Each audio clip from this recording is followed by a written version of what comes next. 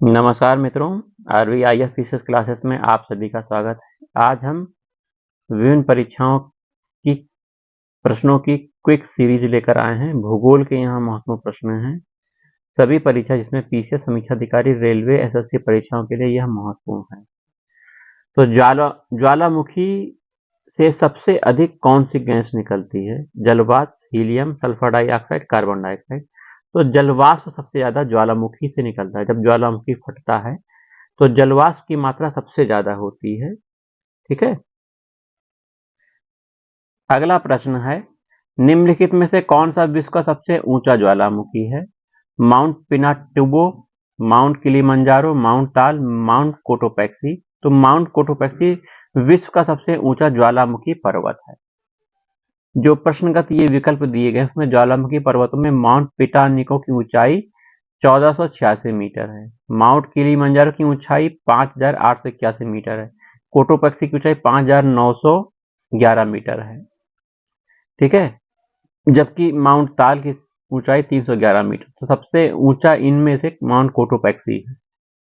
ज्वालामुखी विस्फोट किस पेटी में सर्वाधिक होता है?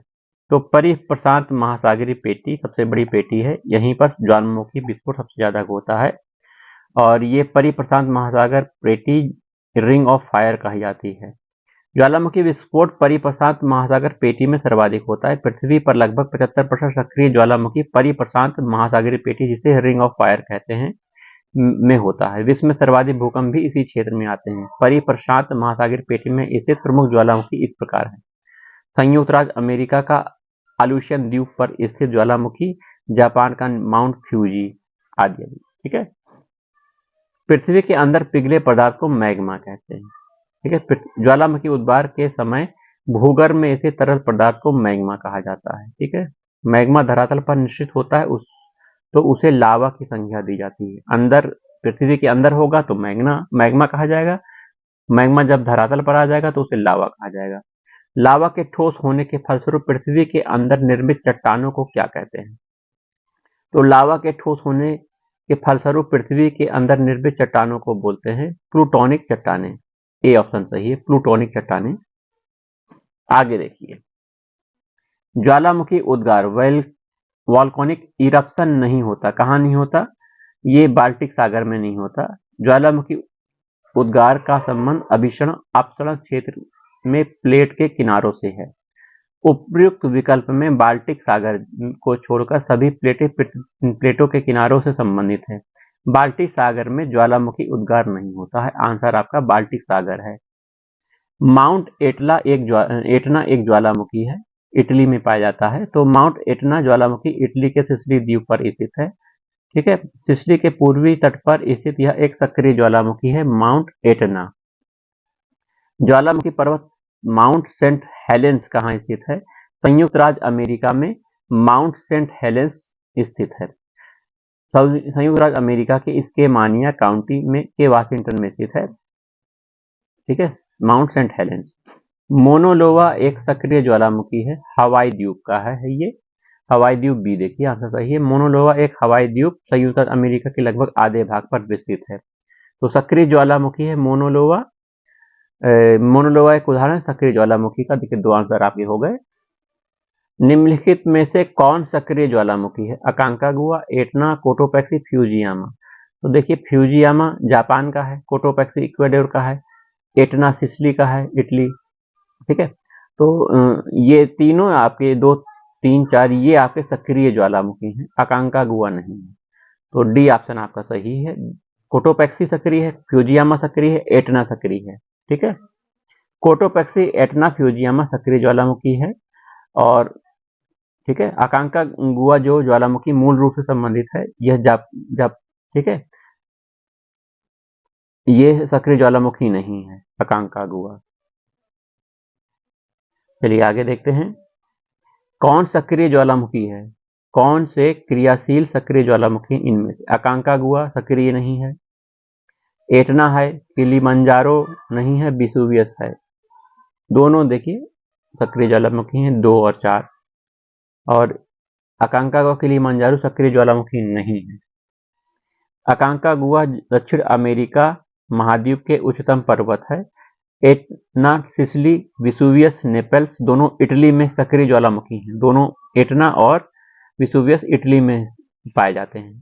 किलिमंजारो तंजानिया में एक प्रसुप्त ज्वालामुखी है। अफ्रीका का सर्वोच्च पर्वत शिखर माउंट किलिमंजारो कहाँ स्थित है? तंजानिया में माउंट किलिमंजारो स्थित है। अफ्रीका के तंजानिया में माउंट किलिमंजारो। किलिमंजारो एक क्या है? ये एक वॉल्केनो है, ज्वालामुखी है। ठीक है।